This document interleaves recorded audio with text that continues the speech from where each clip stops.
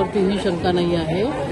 मी माझ्या मतदारसंघामध्ये सगळ्या जाती धर्मातल्या लोकांना सोबत घेऊन त्या ठिकाणी काम करत आलेले आहे. त्याच्यामुळे शंका कोणाची नाही आहे. परंतु कोणीतरी समाजकंटक त्या ठिकाणी असावा.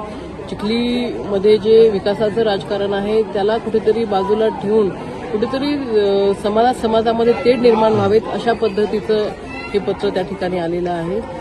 जीवे मारण्याची धमकी दिलेली आहे. तुकडे तुकडे करून टाकू, जिवंत ठेवणार नाही. किती जरी सुरक्षा असली तरी ती सुरक्षा कामी येणार नाही.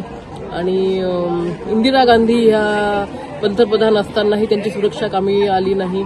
तू तर साधी आमदार आहेस, त्याच्यामुळे तुझी सुरक्षा तुला वाचवू शकणार नाही.